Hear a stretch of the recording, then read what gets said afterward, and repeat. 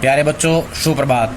आज हम शुरू करेंगे पाठ नंबर 3 का अगला पार्ट, जिसमें खेल के बारे में बताया गया है। खेल विशेषज्ञ क्या होता है।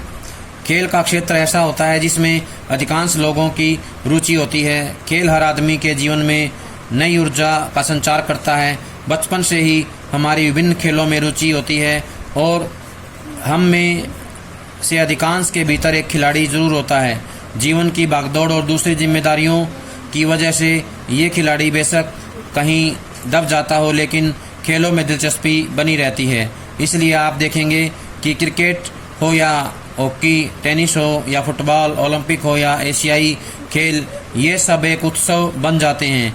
कई खेल तो देश की संस्कृति में रच बस जाते हैं और इसलिए उन खेलों के बारे में पढ़ने वालों और उसे देखने वालों की संख्या काफ़ी ज़्यादा होती है। इसलिए हैरत की बात नहीं है कि अखबारों और दूसरे माध्यमों में खेलों को बहुत अधिक महत्व मिलता है। सभी समाचार पत्रों में खेल के 1 या 2 पृष्ठ होते हैं और कोई भी टीवी या रेडियो बुलेटिन खेलों की खबर के बिना पूरा नहीं होता है। यही नहीं, समाचार माध्यमों में खेलों का महत्व लगातार बढ़ता जा रहा है। समाचार पत्र और पत्रिकाओं में खेलों पर विशेष लेखन, खेल विशेषांक और खेल परिशिष्ट प्रकाशित हो रहे हैं। इसी तरह टीवी और रेडियो पर खेलों के विशेष कार्यक्रम प्रसारित किए जा रहे हैं। पत्र पत्रिकाओं में खेलों के बारे में लिखने वालों के लिए ज़रूरी है कि वे खेल की तकनीक, उसके नियमों, उसकी बारीकियों और उससे जुड़ी तमाम बातों से भली भांति परिचित हों, यानी कि उनको अच्छे प्रकार से जानकारी होनी चाहिए। लेकिन आर्थिक मामलों की तरह ही किसी एक खेल लेखक के लिए हर खेल के बारे में उतने ही अधिकार के साथ लिखना या जानना मुश्किल होता है। इसलिए कोई क्रिकेट का जानकार होता है तो कोई हॉकी की बारीकियां बेहतर समझता है, किसी का एथलेटिक्स पर अधिकार होता है तो कोई फुटबॉल का जानकार होता है। तो ये गतिविधि है। क्रिकेट में स्पिन, LBW और गुगली के बारे में 100 शब्दों में एक आलेख लिखें। सभी को एक आलेख लिखना है क्रिकेट में स्पिन, LBW और गुगली के बारे में। आपको किस समाचार पत्र या पत्रिका में खेलों पर प्रकाशित होने वाली खबरें, रिपोर्ट और विश्लेषण सबसे अधिक रुचिकर और आकर्षक लगते हैं? उदाहरण सहित स्पष्ट करें, यानी कि उदाहरण के साथ उनको बताना है। अपनी जो है कॉपी में या एक पेज पर नोट करना है। लेकिन आप जिस भी खेल में विशेषज्ञता हासिल करें उसके बारे में आपकी जानकारी और समझदारी का स्तर ऊंचा होना चाहिए। आपको उस खेल में बनने वाले रिकॉर्ड्स या कीर्तिमानों के बारे में पता होना चाहिए। तथ्यों और पुराने रिकॉर्ड्स को तो अब इंटरनेट पर भी ढूंढा जा सकता है, लेकिन खेल के नियम या उसकी बारीकियां या किसी खिलाड़ी की तकनीक के बारे में जानने समझने वाले ही इस बारे में अच्छा लिख या बोल सकते हैं। लेकिन एक खेल पत्रकार को अपनी इन जानकारियों को दिलचस्प तरीके से पेश करना चाहिए। जब किसी मैच का, किसी खिलाड़ी विशेष के प्रदर्शन का, खेल की तकनीक का और इससे जुड़े तमाम पहलुओं का विश्लेषण करता है तो वह विश्लेषण खेल की तरह ही रोमांचक होना चाहिए। खेलों की रिपोर्टिंग और विशेष लेखन की भाषा और शैली में एक ऊर्जा, जोश, रोमांच और उत्साह दिखना चाहिए। इसके अलावा एक और बात ध्यान देने की है या ध्यान रखने वाली है कि खेल की खबर या रिपोर्ट उल्टा पिरामिड शैली में शुरू होती है, लेकिन दूसरे पैराग्राफ से वह कथात्मक यानी घटनानुक्रम शैली में चली जाती है। क्रिकेट की एक सामान्य खबर का उदाहरण देखिए। सामान्य खबर दी गई है कोलंबो में 15 अगस्त। बाएं हाथ के सिमर चामिंडावास ने आज घातक गेंदबाजी करते हुए 6 विकेट लिए और श्रीलंका ने उनके इस प्रदर्शन की बदौलत दक्षिण अफ्रीका को दूसरे टेस्ट में 313 रनों से रौंद डाला। इस जीत के साथ ही श्रीलंका ने दक्षिण अफ्रीका के खिलाफ सीरीज 1-0 से जीत ली। दक्षिण अफ्रीका के खिलाफ श्रीलंका की यह पहली सीरीज जीत है। जीत के लिए 493 रनों का विशाल लक्ष्य लेकर खेल रही दक्षिण अफ्रीका टीम मैच के अंतिम दिन दूसरी पारी में सिर्फ 179 रनों पर ढेर हो गई। ये था उदाहरण सामान्य खबर का। इस मुखड़े के बाद खबर का विस्तार एक कथात्मक रूप ले लेता है। जिसमें उल्टा पिरामिड शैली की बजाय कथात्मक शैली का उपयोग किया जाता है।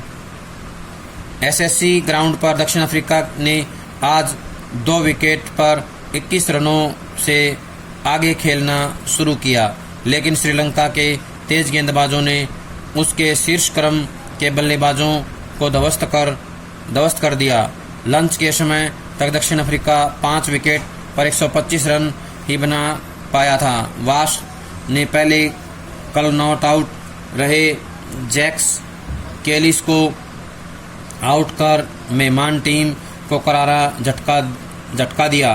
कैलिस ने तेजी से उठती हुई गेंद पर दूसरी स्लिप में खड़े तिलक रत्ने दिलशान को कैच दे दिया।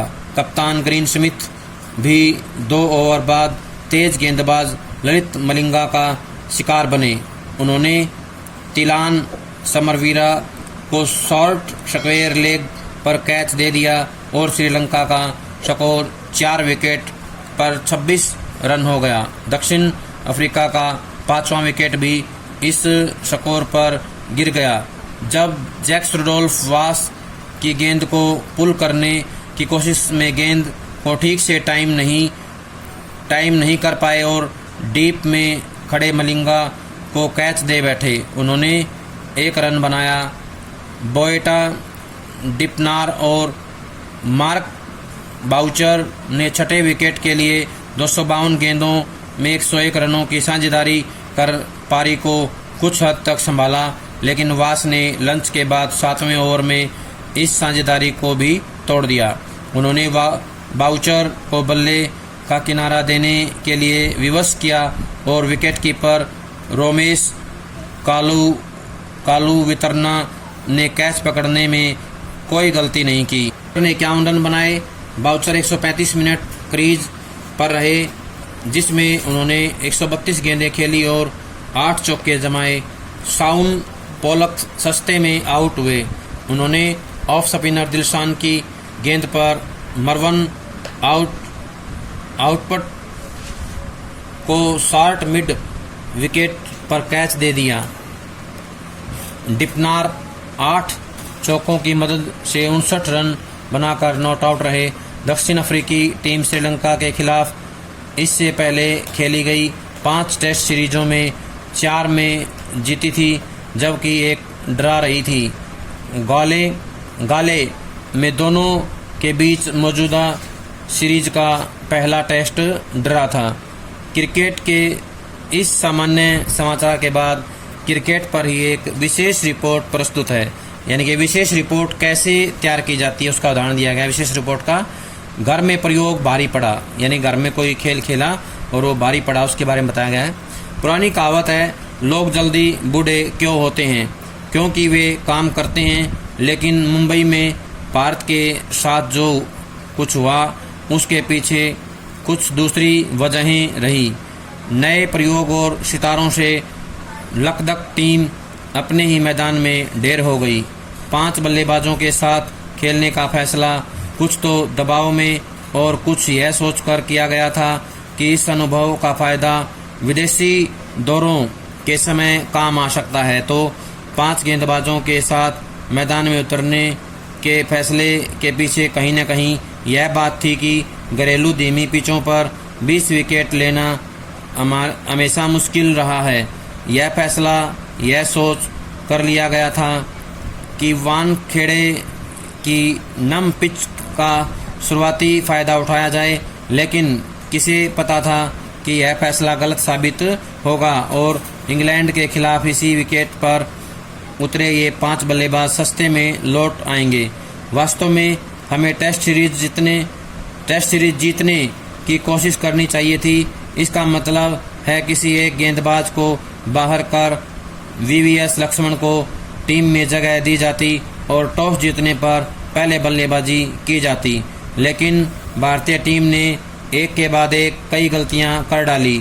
यह सब इंग्लैंड की उस टीम के खिलाफ हुआ जिसमें न तो माइकल वॉन और ट्रेस्कोथिक जैसे बल्लेबाज थे और न साइमन जोन्स, स्टीव हर्मिसन और नंबर 1 स्पिनर गाइल्स जैसे गेंदबाज। हैरत नहीं इंग्लैंड की स्थिति वैसी ही थी जैसे राहुल द्रविड़, सचिन तेंदुलकर, वीरेंद्र सहवाग, अनिल कुंबले, इरफान पठान और मौजूदा फॉर्म में चल रहे मुन्नाफ पटेल या हरभजन सिंह के बगैर भारतीय टीम विदेश में कोई टेस्ट जीत ले। भारतीयों को भविष्य की रणनीति पर काम करने के लिए दोषी नहीं ठहराया जा सकता, लेकिन घरेलू टेस्ट सीरीज का इस्तेमाल विदेश में किस्मत आजमाने के लिए करना न तो अच्छी रणनीति है और न ही क्षम्य। भारतीय उपमहाद्वीप में दौरे से पहले जहां विदेशी टीमें बहुत सावधानी बरतती हैं और खासी योजना बनाती हैं, वहीं घर में भारत के टेस्ट रिकॉर्ड का बचाव करना मुश्किल होता जा रहा है। लेकिन इसका मतलब यह नहीं कि टीम बचाव करने के लायक या करने लायक है ही नहीं। घरेलू मैदानों पर भारत अपनी बल्लेबाजी और स्पिन गेंदबाजी की वजह से टेस्ट जीतता रहा है, बल्कि विदेश में मिले सबक से उसने महसूस किया कि उसे तेज गेंदबाजी की ओर ध्यान देना चाहिए। आप चाहें जितने गेंदबाज रख लें, आपको 5 बल्लेबाज और कुछ प्रार्थना की जरूरत होगी। चेपक या ईडन गार्डन या फिरोजशाह में हमें वह करना चाहिए जो हम कर सकते हैं। किसी भी देश की क्रिकेट टीम की ताकत इस बात से आंकी जाती है कि उसकी टेस्ट टीम कितनी मजबूत है। इंग्लैंड के साथ होने वाले 7 एकदिवसीय मैचों के नतीजे चाहे जो हों, लेकिन यह दिख रहा है कि भारत की टेस्ट टीम बिखर चुकी है। फील्डिंग के मामले में टीमों का प्रदर्शन अलग अलग सत्रों में खराब रहा है, लेकिन भारतीय टेस्ट टीम फील्डिंग के मामले में पूरी तरह बेदम दिख रही है। जब स्लिप पर फील्डिंग करने वाले दुनिया के चुनिंदा क्रिकेटरों में शुमार राहुल द्रविड़ सीरीज के हर मैच में कैच छोड़ रहे हों, तो आप समझ सकते हैं कि कहीं कुछ चूक गया है। आप उस स्थिति का अंदाज़ा लगा सकते हैं जब युवराज सिंह मैदान में पस्त दिख रहे हों, विशेषज्ञ खिलाड़ी ड्रेसिंग रूम में बैठे हों और गलत आदमी को गलत जगह पर खड़ा किया जाए, यानी सब कुछ ठीक नहीं है। यह जग जाहिर है कि चैपल गैर पारंपरिक और नए तरीके से ट्रेनिंग दे रहे हैं।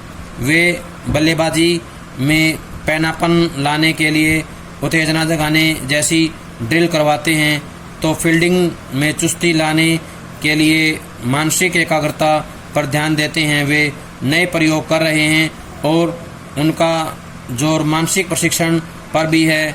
उनका यह तरीका अनूठा है। ड्रिल में भी उत्साह नजर आ रहा है। दरअसल चैपल सिम्पसन के तरीके से आगे का प्रयोग कर रहे हैं। ऑस्ट्रेलिया के पूर्व कोच बॉब सिम्पसन ऑस्ट्रेलिया की स्लिप ब्रिगेड को घंटों बैट के किनारे से निकली गेंद को लपकने की प्रैक्टिस करवाते थे। भारत में अजहरुद्दीन ने हैदराबाद में पिच रोलर से निकली गेंदों के सैकड़ों कैच लपके, तब जाकर उनकी हथेलियां किसी भी कोण से आने वाली गेंद को लपकने की अभ्यस्त हो पाई थी। विविधता भरी ट्रेनिंग के उलट उसकी पुनरावृत्ति जो चैपल का तरीका है, इस नज़रिए के 2 छोरों को दिखाती है। पसंद नापसंद और यानी कि 2 छोर हैं, 2 सिरे हैं। पसंद नापसंद और विश्वास के मामले में चैपल बहुत दृढ़ हैं, और जैसा कि सौरव गांगुली प्रकरण ने साबित कर दिया कि वे हमलावर होने से भी नहीं चूकते। अब यदि खासतौर से टेस्ट टीम की फील्डिंग का स्तर सुधारने की बात है, तो इस बारे में चैपल को नहीं द्रविड़ को सोचना होगा। आखिर यह उनकी टीम है और खराब फील्डिंग का असर उनके गेंदबाजों के प्रदर्शन पर पड़ता है। मुंबई में मिली हार भारत के लिए यह पिछले 4 टेस्ट मैचों में दूसरी है, जिसमें 7 बल्लेबाजों ने कुल 25 रन बनाए, साबित करती है कि जो मिथक फैलाया जा रहा था वह गलत था। कराची में मिली हार के बाद भारतीय खेमे में फुसफुसाहट हो रही थी कि कैसे एक पूर्व कप्तान के लिए कमरा बदलना खेल से ज़्यादा अहम हो गया था। हर बात के लिए गांगुली को दोष नहीं दिया जा सकता। इस हार के लिए तो कतई नहीं। लेखन के इस अध्याय में हमने कुछ प्रचलित क्षेत्रों की बात की। हालांकि विषय बहुत से हैं, उनके आयाम कई हैं और विशेषज्ञता हासिल करने के उनके पैमाने अलग अलग हैं। मूल बात यह है कि जब भी हम किसी खास विषय को उठाते हैं, उसके बारे में लिखते या बात करते हैं, तो इस बात का ध्यान रखना सबसे ज़्यादा ज़रूरी है कि हमारा पाठक, दर्शक या श्रोता कौन है, हमारी बात उसे समझ में आ रही है या नहीं, हम अपनी बातों की अभिव्यक्ति ठीक से कर पा रहे हैं या नहीं, हमारे तथ्य और तर्क में तालमेल है या नहीं। ये तमाम बातें ऐसी हैं जो किसी भी लेखन को विशिष्टता प्रदान करती हैं। सूचनाओं के स्रोत, यानी सूचनाएं हमें कहाँ कहाँ से मिलती हैं, कहाँ से हम प्राप्त करेंगे। पहला है मंत्रालय के सूत्र, दूसरा है प्रेस कॉन्फ्रेंस और विज्ञप्तियां, साक्षात्कार, सर्वे और जांच समितियों की रिपोर्ट्स, उस क्षेत्र में सक्रिय संस्थाएं और व्यक्ति, संबंधित विभागों और संगठनों से जुड़े व्यक्ति, इंटरनेट और दूसरे संचार माध्यम, स्थायी अध्ययन प्रक्रिया। इन माध्यमों के द्वारा हम जो है सूचनाएं प्राप्त करते हैं और उसके आधार पे हम जो है अपनी फीचर, रिपोर्ट या विशेष लेख तैयार करते हैं। प्यारे बच्चों, ये था हमारा पाठ नंबर 3, यहाँ पर कंप्लीट हो जाता है। सभी इसको पढ़ेंगे, अच्छे से सुनेंगे और इससे संबंधित प्रश्नों को कॉपी में लिख करके याद करेंगे। जब तक अगली वीडियो नहीं आती है तब तक सभी बच्चे ये काम कंप्लीट कर लें। सभी का बहुत बहुत धन्यवाद।